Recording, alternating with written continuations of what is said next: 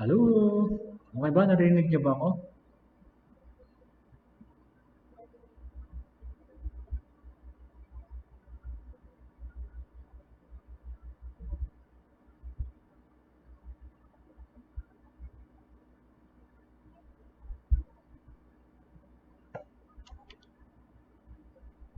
Kindly place in the comment section if naririnig niyo ako. Okay. Mas maganda ba ang quality? Ito compared kanina doon sa Microsoft Teams. Hindi na ba choppy?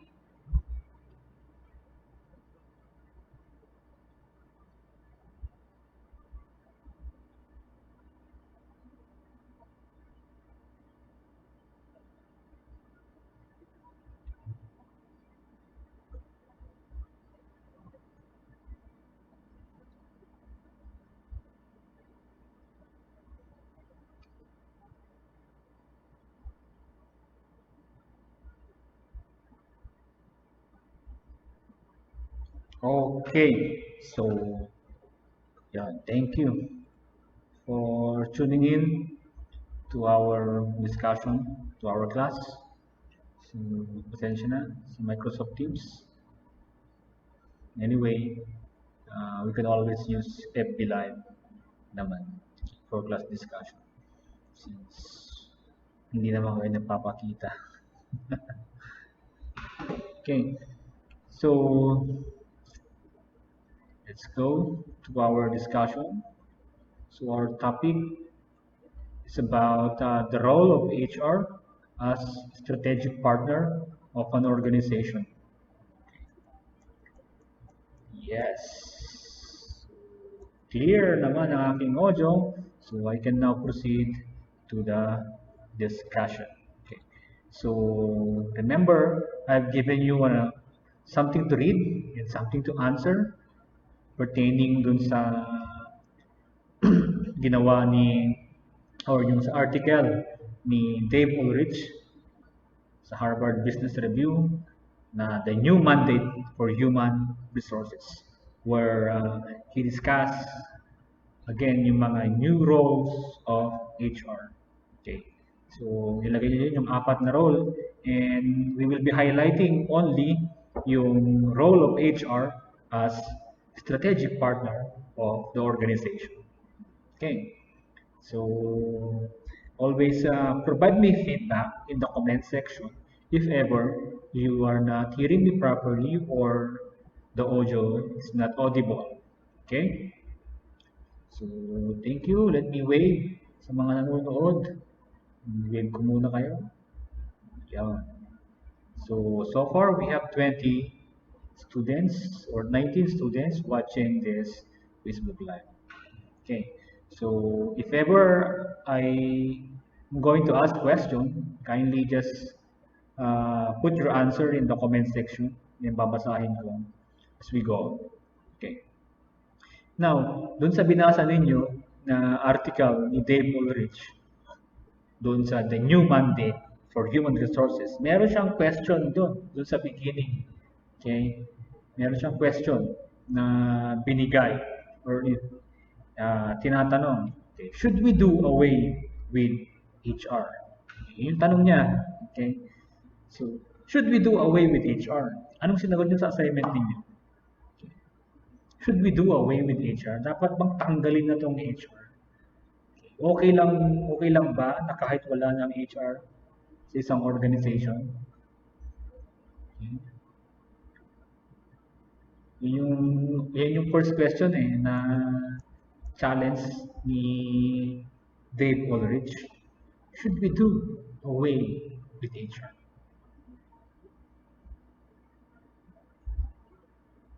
Okay. Anong nilagay niyo doon sa assignment niyo? Okay.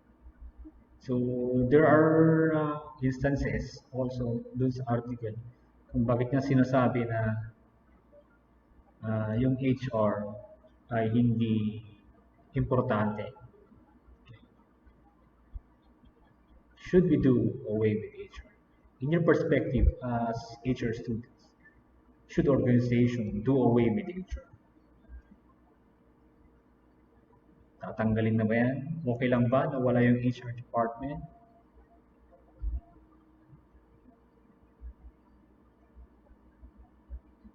So merong sagot dyan si Dave Ulrich dun sa article na yan. Okay. We should do away with HR, sabi niya dun, if it fails to add value and impede performance. Okay.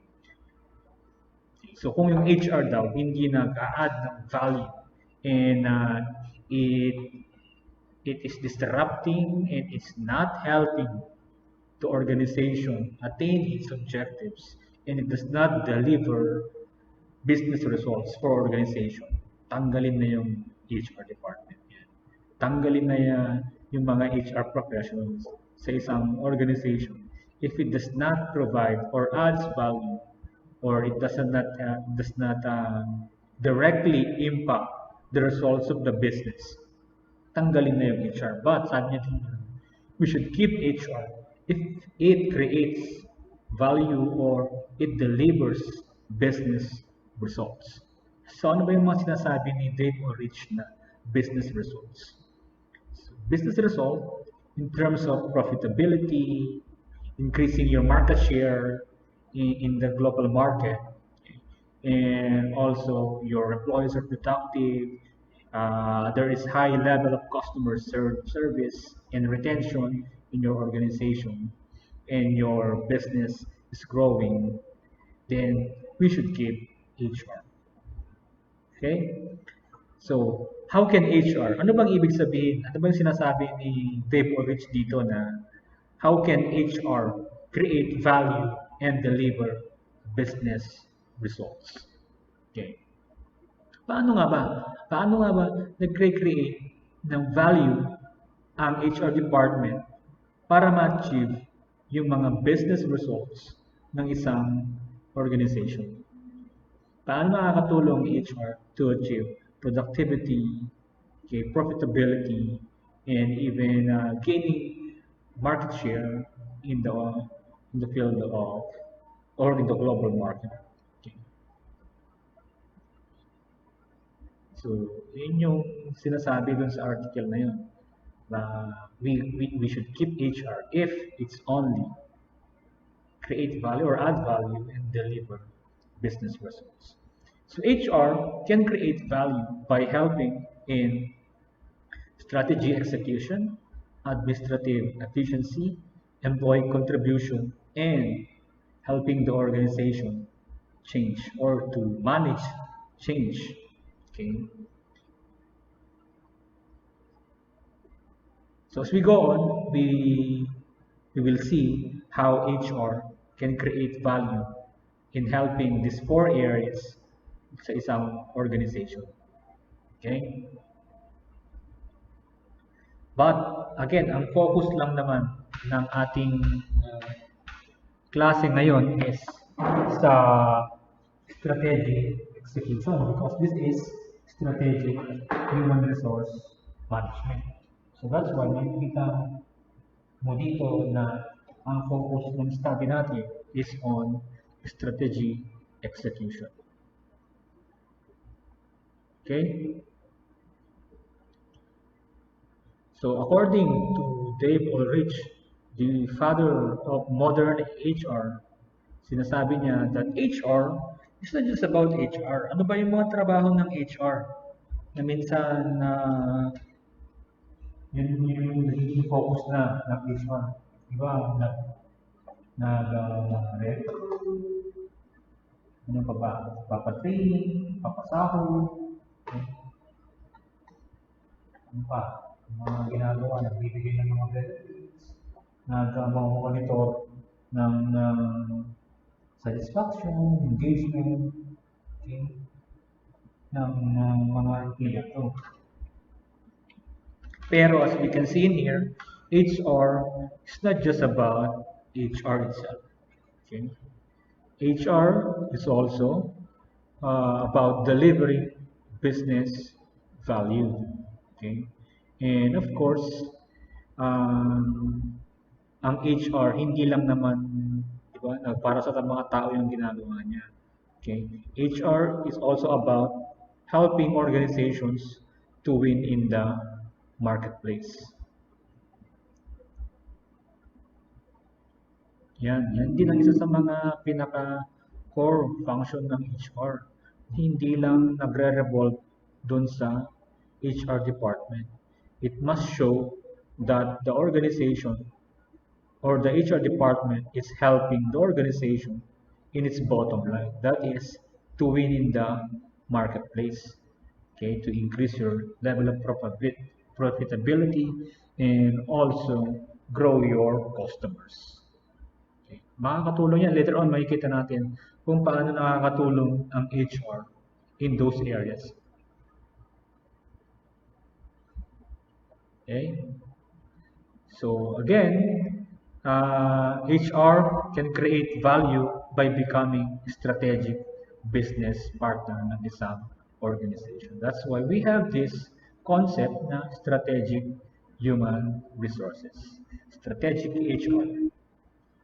Strategic HR is focused less on what HR professionals do and more on what HR can deliver. So the focus is just on recruiting, human resource planning, training, compensating, retaining, and making sure that every labor laws are being complied. Okay? So hindi lang yun yung focus ng HR ngayon. Yung focus ngayon ng HR is how are we going to build different HR policies and practices that could help the organization achieve its overall mandate to achieve its goal. So, they must shift their focus from doables. Ano ba yung mga doables? Ito yung mga nag-recruit ka, nagpa-training ka, okay? And also, magpasahod ka, nagbigay ka ng mga different benefits, different programs to enhance yung employment relationship, okay? Now, but also you have to see to it that everything that you do in HR, from recruitment, HR planning, to yung employer, the improvement of employment relations, okay, would really align or would really help, okay, in the achievement of the business goals. Okay? Kasi mayroon mga activities along HR na hindi naman directly tied up, okay, doon sa business results. Kaya minsan, ang tingin sa HR is that more on compliance ng mga policies, not a strategic partner. But in this subject, we will get to understand that HR plays a vital role, okay, in creating HR practices and programs that could help the business achieve its strategies and even goals. Okay, so let's look into the myth and reality of HR. So what are the different traditional views of HR that is not helping HR to become a strategic partner? Okay. And what should be the reality of HR? Number one, people go into HR because they like people. This is a myth. Okay? Although, kapag nasa HR ka, it should be na gusto mo ang tao. But, it should not end there. Okay? Hindi pumunta ka kasi gusto mo yung tao because along the way, kapag naging HR ka na, makakasalamuhan mo yung mga iba't ibang klase ng tao. Okay? Makakasalamuhan mo yung mga something good and something bad about people. Okay? So the reality here in HR departments are not designed to provide us corporate therapy or a social and health and happiness retreats. Okay, the goal of HR is not to baby people. It's not to make people good about themselves. But HR professionals must create practices that make employees more competitive, not more comfortable. Yun dapat yung goal natin. Hindi yung bigyan mo sila ng napakagandang benefits, ng mga health and wellness, ng mga activities, okay? O kaya improve mo lang yung kanilang mga patrainingin mo sila so that they could feel na nag-grow sila as an individual. No, the very reason why HR professionals are creating different practices is to make employees more competitive, not just comfortable working inside the organization. Although you have to make sure that they're comfortable, okay, in their stay while working inside the organization, but the ultimate aim is to make them competitive so that they will be more knowledgeable and also productive in their job so that they could help in achieving, okay, the goals of the business or the organization. Okay,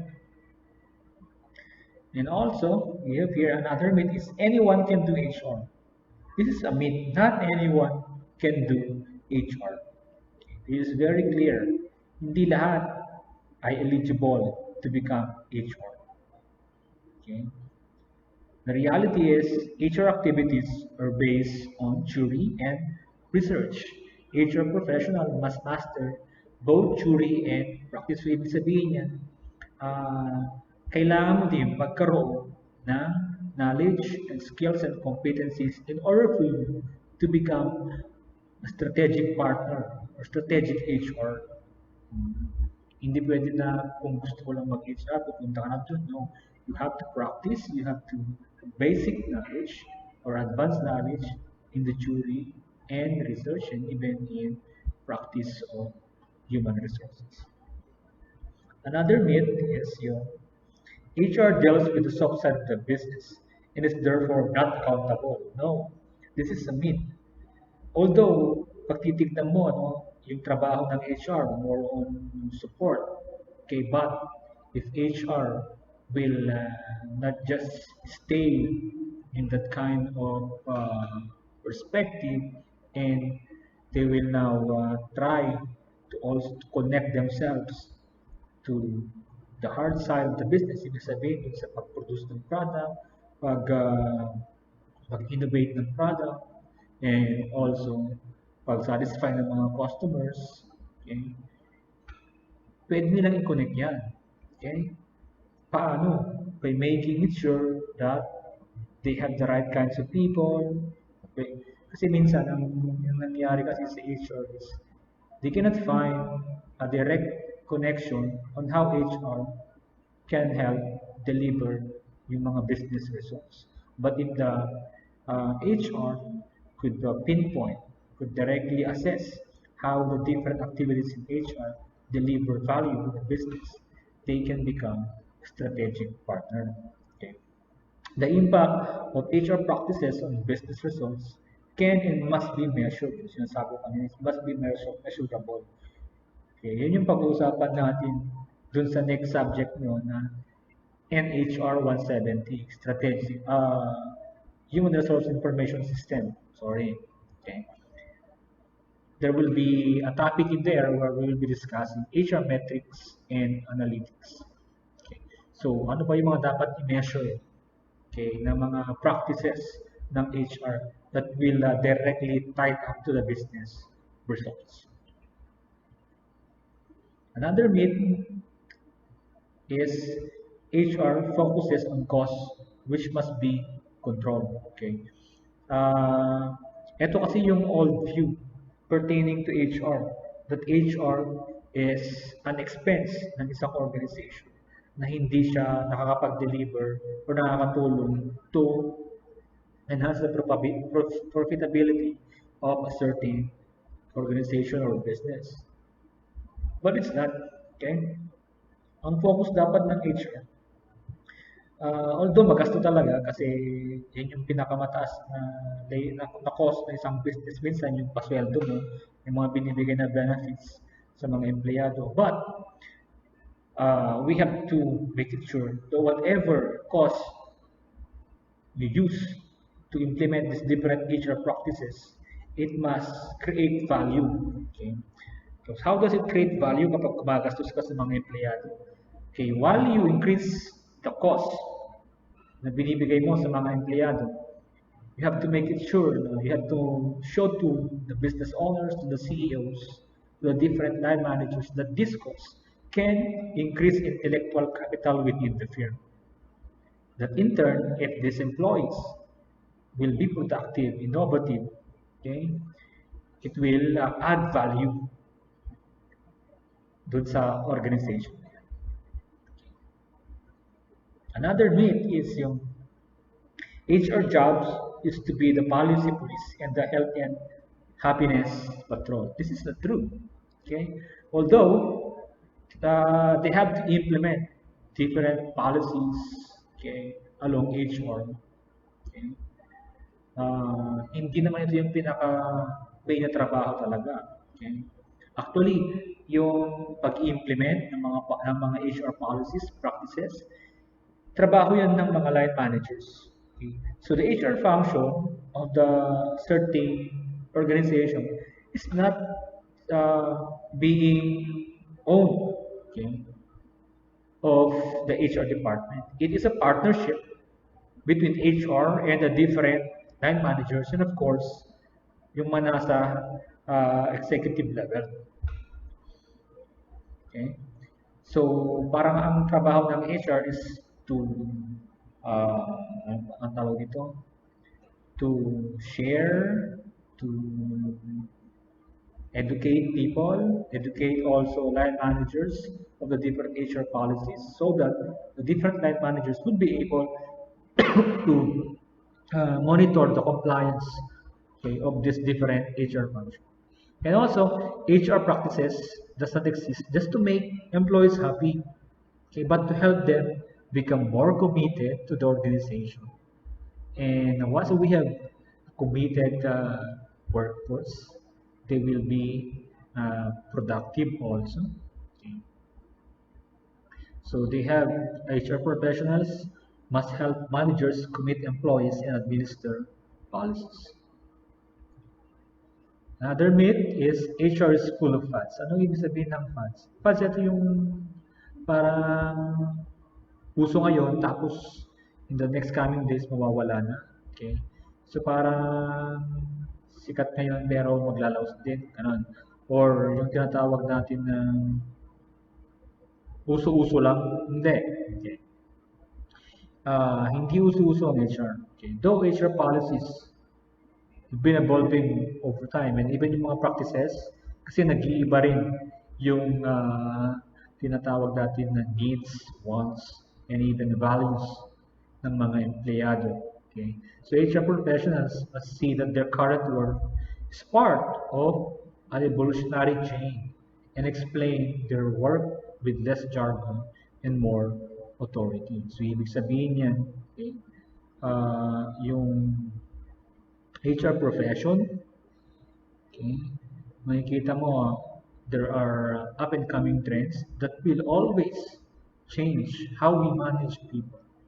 Okay? So we have, as an HR, you have to be updated, be abreast of these different changes. You have to continually conduct research, okay, on the changing values and even social concerns of people. And lastly, HR is staffed by nice people. Okay? Yeah, it's important that the HR professional should be nice people, but it shouldn't stop there. Okay? The HR function requires dapat kung rin assertive ka. Okay? Dapat kapag HR ka, you're also confrontative, okay, and challenging as well as supporting. There must be a balance. Okay?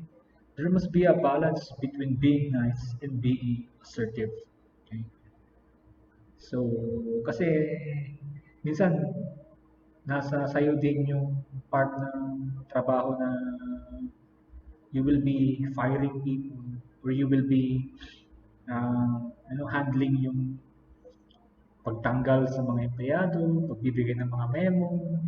Okay, hindi yung palagi na lang na binibaby yung mga empleyado, no? You have to be fierce also, especially in implementing policies, and practices of the organization. So there must be balance between pro-employee and pro-management. Okay. Hamat nga pro-employee kalatan, nga uray man ito ubra ang empleyado, kaya hamo nga sanction, hamo nga discipline. The same is true with the management na hamat nga kanay nga pro-management kalatan. Okay. Ganun ang ticket management, even though it doesn't benefit na yung mga empleyado, kahit patsyon na ta. No, there must be balance. So that's why HR shouldn't just be as nice as they are, but they have to be confrontative, they have to be fierce, assertive, okay, and also have the competency to negotiate. Okay. And lastly, HR is HR's job. This is ito yung mga sinasabi ko pa lang sa mga subject ng BA 25 na yung HR function ay hindi lang function ng HR department. Okay? HR's work is important to different line managers. If you're a finance manager, marketing manager, operations manager, trabaho mo din yung HR. It's a partnership between the HR manager and the different line managers. So they should, or HR professionals should join with managers in championing HR issues. Magkasama, mag-partner itong mga to. So, hindi pwedeng yung HR, trabaho lang ng HR. So, dapat maintindihan din to ng mga ibang managers. Okay?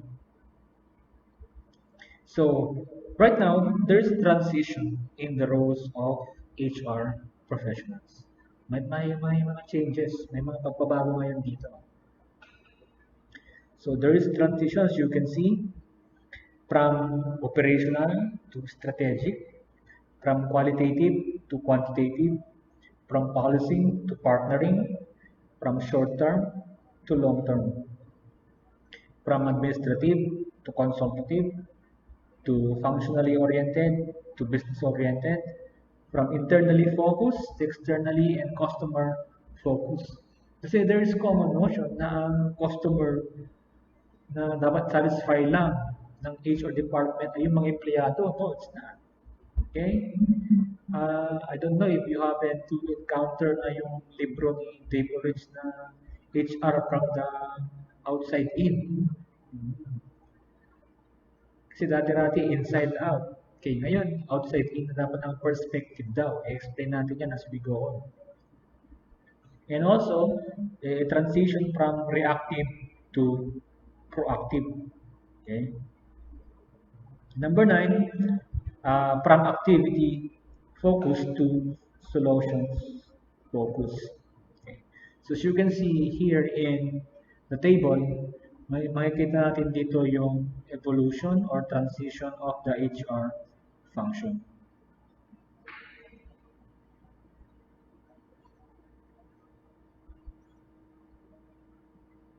So as you can see in here, from pre-1900s to 2010s, so nag-iba rin yung name and even yung mga issues na tinatackle. Okay. So the evolution of HR from welfare officer to labor manager, personnel management, human resource management, and 2000 up till to now, ito na yung tinatawag natin na strategic HR.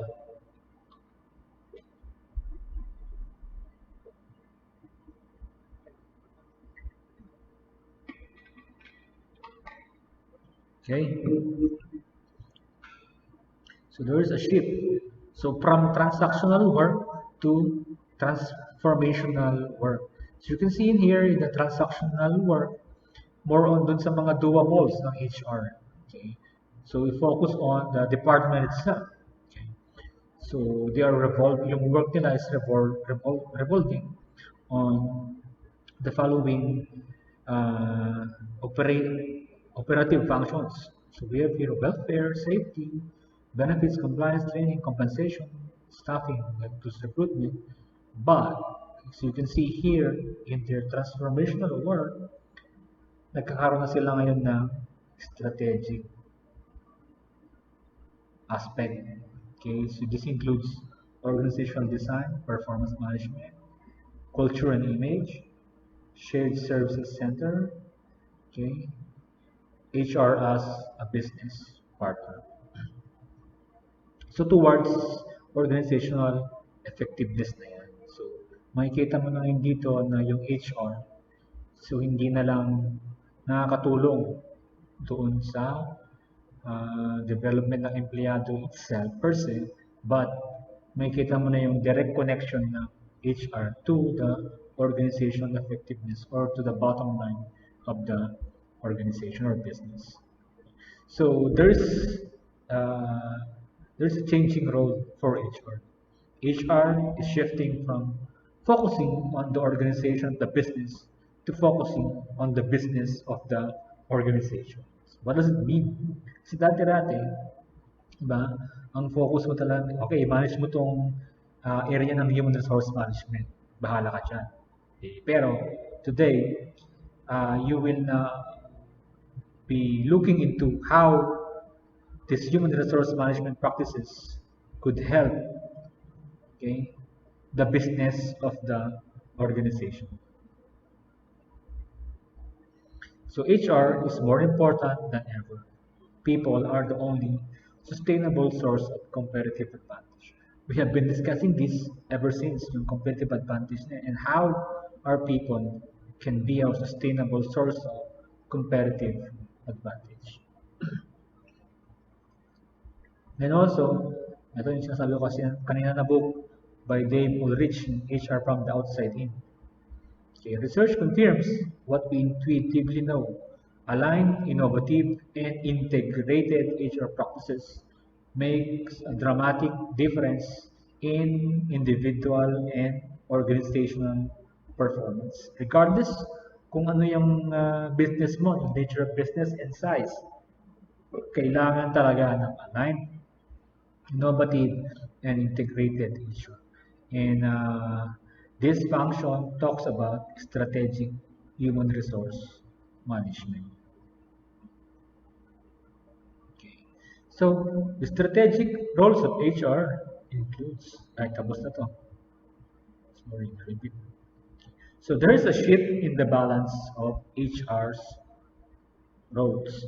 So, we have here dati-dati, purely transactional, or 85% of its duties and responsibilities would focus on transactional and operational. But as you can see, napakaliit ng percentage ng strategy. But the shift, okay, sa HR, okay, makikita natin ngayon dito na yung transactional, operational, medyo mas kukunti na lang. Mas marami na yung strategic role. So they have to expand now ang focus nila beyond traditional and transactional role and to become focused on strategic. Okay? So that's why meron tayong subject ngayon na strategic human resource management because HR can now play a role as a strategic partner of the organization.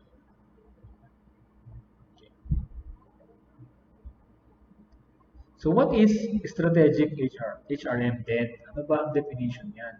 So according to Dessler 2013, strategic HRM is about formulating and executing human resource policies and practices that produce the employee competencies and behaviors the company needs to achieve its strategic aims. Tama na yan. So we are not just, hindi na isolation yung pag-create mo ng policies and practices, but making sure that whatever HR policies and practices will produce the employee competencies and behaviors needed by the organization to achieve its strategic aims. Ano ba yung strategic aims na sinasabi natin? Ito yung mga mission, goals, and objectives. So let us differentiate strategic versus operative HR. Okay. So when we talk about strategy or operative HR, Ito yung mga pang-araw-araw na day-to-day operations na ng HR department that meets the needs and concerns of employees and organizations in terms of their human resources. Ang strategic HR naman concerns itself with, ito na, kita mo yung word na, predicting outcomes and ensuring that the organization has enough of the most qualified human capital and has the right human resource management strategies to help reach its overall vision and mission. And also, the other hand, operational HR focuses on the immediate and necessary needs of the workforce. While strategic, it looks ahead to future growth. Kaya ang strategic, okay, ang focus is on future-oriented sila. Long-term yung pinag-uusapan, yung long-term effect ng mga HR policies dun sa long-term business objectives. Later on, I'm going to show you an example of this. So strategic HRM lays the foundation for the different HR operative functions. Strategic HRM ensures that the various operative functions are, take note of this word, linked and vertically integrated to the business of the organization. So HR policies should not be standalone policies. Every policies in the HR must be linked and vertically integrated to the business of the organization to make it sure that whatever costs you incur in the implementation, okay, of these HR policies would deliver business results. So there are 4 key roles that HR professionals must fulfill to make their business partnership a reality. So para maging strategic business partner ka, nakikita mo yun dito yung mga dapat na i-develop na role ng professionals. But we will be focusing only on this one, sa management of strategic human resources, because this is our main study here in this subject. So we have here 4: management of strategic human resource, management of transformation and change, management of firm's infrastructure, and management of employee contribution. So far, okay pa lang naman kayo dyan sa pakikinig. Kindly comment naman sa section kung meron kayong question.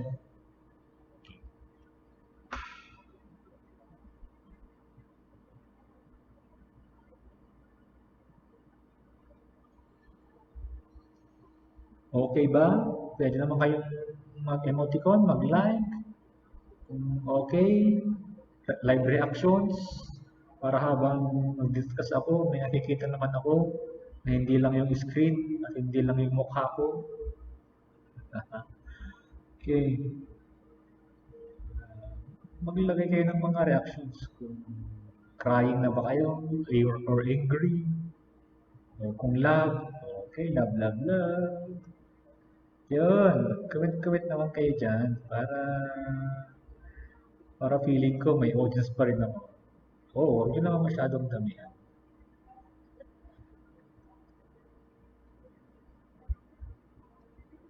Okay, so also in table 2.1, makikita mo dito na yung 4 key roles ng HR must fulfill to make their business partnership a reality. Okay. So, doon sa first part, yung management of strategic human resource, you see in here. Makikita mo rin yung tawag sa HR, which is strategic partner. And ano ba yung mga activities? Aligning HR business strategy. And ang main activity rito is organizational diagnosis. In-explain ni Dave Ulrich dun sa binasa niyo, di ba? Itong 4 na to. Strategic partner, administrative expert, employee champion, and change agent. Okay, so nabasa nyo na yan. Hindi natin discuss to, but ang focus natin is strategic partner. Okay. So let's look into the Ulrich four role model. Okay. So we have here strategic partner, aligning HR and business strategy, active role in setting the strategic direction. So change agent, employee champion, and administrative expert. Okay, nabasa nyo na to, di ba? Na, kasi pinabasa ko sa inyo to eh. Matagal yung ginawa yung assignment niyo. So, you must have background on this one. So, ang sinasabi ni Dave Ulrich, nakalagay dito yung mga different activities in these different roles ng HR. So, paano ba nagiging strategic partner ang HR? So, by developing and aligning strategies with the business. Okay. Assist line managers in solving organization, people, and change-related issues. Contribute to management team strategic decision-making, and fosters systems thinking, customer focus, and also strategically managing workforce development. Okay? Now, ang sinasabi ni Ulrich is that dito sa baba, ito yung mga day-to-day operational focus, okay, yung mga processes, being admin expert and employee champion. So, ang sinasabi niya is, kapag hindi ito nagawa ng maayos ng human resources department, okay, it will create a lot of issues kasi this talks about compliance. Okay? Makikita mo yung admin expert, yung mga different day-to-day activities, HR, and also into the development of employee by ensuring fair, ethical, and equitable people processes and practices. Kakaroon ng issue. But it should not, your job as an HR should not end in this. But you must also be active on this dalawang role na to. Kasi pag ginawa mo itong role na to, it will give the organization a great strategic advantage. This is where HR can really deliver business results. It could only avoid yung mga issues, HR issues, okay, management issues. So, hindi siya automatically nagpo-produce ng business results. Hindi siya masyado nag-add ng value. But if HR, okay, can also help or perform itong roles na to, okay, it will give organization a great strategic advantage. And of course, it means that HR is adding value and also delivering business. It's also helping in delivering business results. Okay. Therefore, the management of strategic human resources means that the HR role focus on aligning HR strategies and practices with business strategy. Okay. So, in this role, HR professional works to be a strategic partner, helping to ensure the business success of the business strategies. And also, the deliverable from the management of strategic human resources is the execution of the strategy. Let's say, for example, in the case of Marriott Hotel, okay? So Marriott Hotel, okay, decided years ago, decades ago, decided to enter the Hong Kong market. Okay? And most of the executives know that in order for the business to be successful, in order for the business to be profitable and to join the market, okay, they have to make it sure that yung mga HR practices nila, okay, can really help in the probability of the success ng kanilang business. So, sa mga hotel, ang primary differentiator dyan is yung tinatawag natin na quality of service.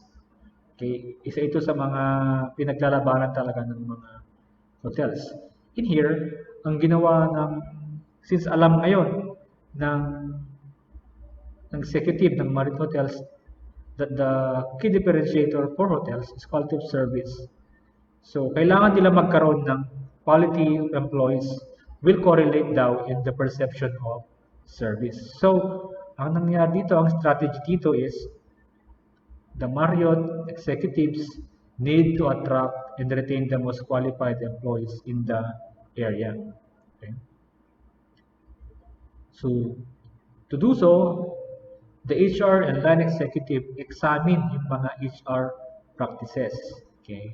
In-examine nila yung recruitment practices nila, yung training practices, and even compensation, and even yung kanilang work structure, okay, and work scheduling. Tinignan nila yung mga yon.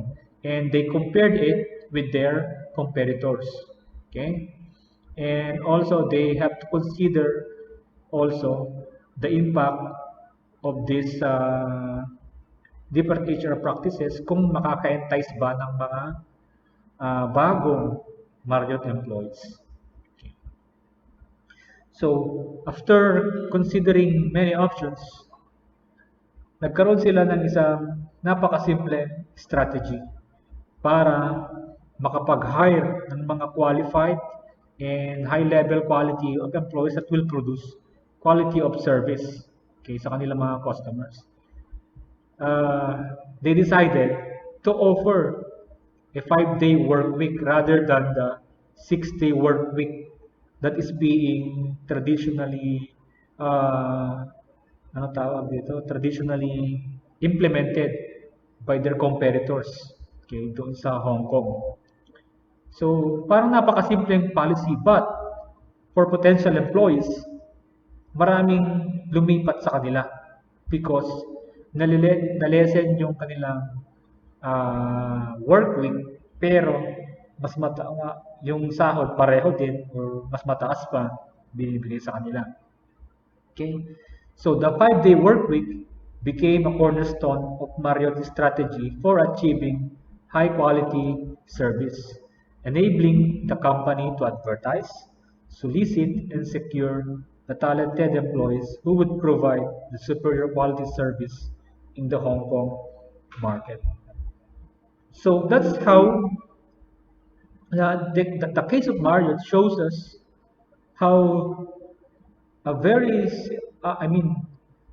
it shows us how HR practices can help deliver business results or can add business value. There are a lot of examples that we could also learn from on how HR could be a strategic partner to achieve or to deliver business results. Okay, example ito sa Sears. They wanted to reduce costs, okay, ng kanilang operation. So HR managers implemented compensation, job rotation, and downsizing practices that reduce labor costs per store. Okay, so ito yung tinatawag natin na business strategy, right? So how can HR help? So meron siyang mga ginawang mga strategies para makatulong to achieve this business result or business strategy. Another example is dun sa Whirlpool sought to gain global market share in appliances. So ang ginawa ng HR is nag-modify sila ng hiring practices and career paths to ensure multinational competence. Diba? If you will go global, you have to have a multinational setup. So kailangan mong i-train yung mga empleyado mo to have this tinatawag natin na multinational competence or skills na kahit saan mo ilagay na country, yung isang empleyado mo, they would flourish. Another is itong Colgate-Palmolive. They want to increase their global revenue. This is a business strategy. Okay? This is a business result. Okay? So anong ginawa?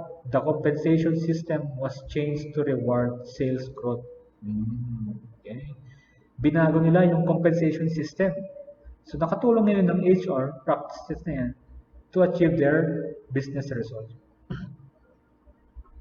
Another, itong Motorola, they wanted to gain access to Russian market. So, ano ginawa nila?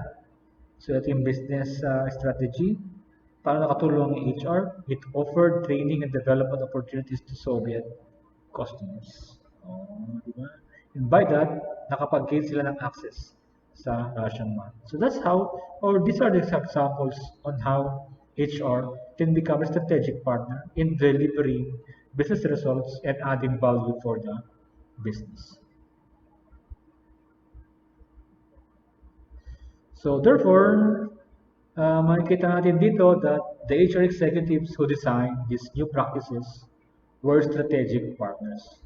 They master the skill of organizational diagnosis and align HR practices with business strategies. Yun yung aim ng strategic human resource management.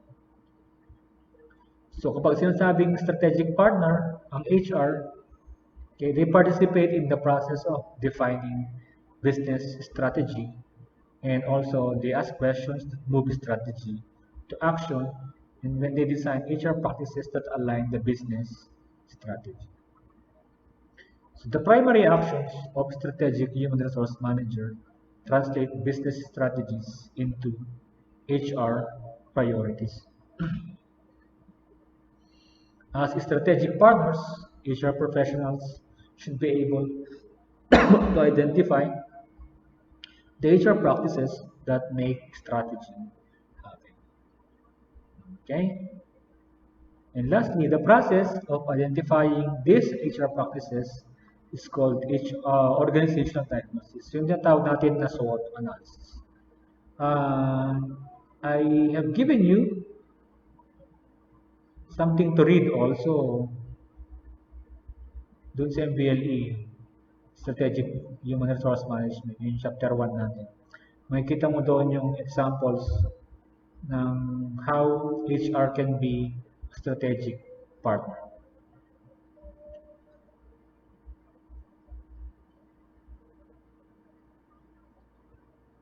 Okay, so that's the introduction of how HR can become a strategic partner. Okay. Do you have questions? Do you have questions?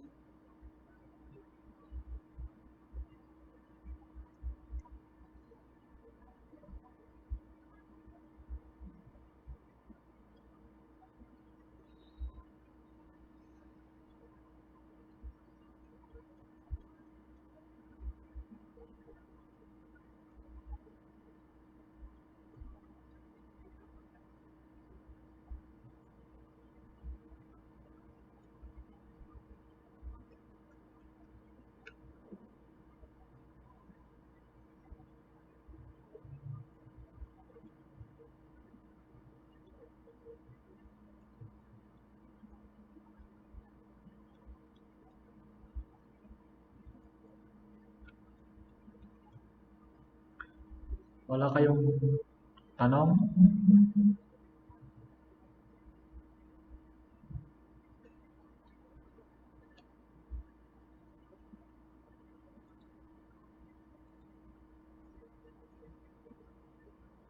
Do you have questions?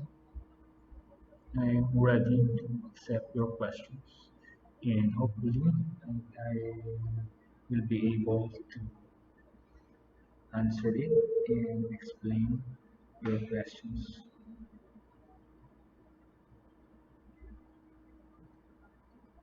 Clear ba yung role ng HR as strategic partner? Clear ba yung naintindihan niyo na yung HR is not just involved in recruitment, not just involved in training, in compensation, okay, but also they can become a strategic partner to achieve the desired or the planned business results ng isang organization.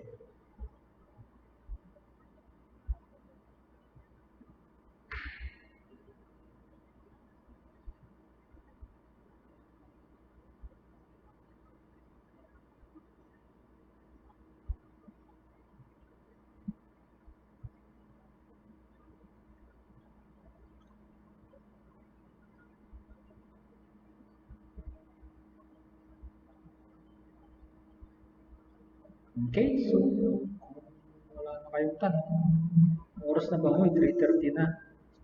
Hindi natin ma-discuss yung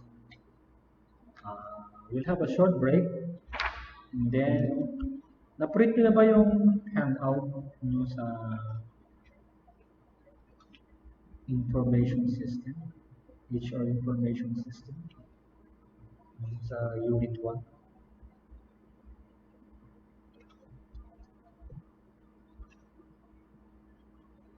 Nabasa nyo na. Medyo mahaba yun.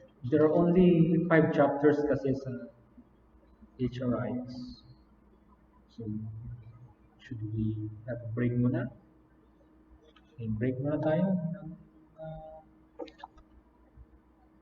10-15 minutes. And then, balik tayo mamaya.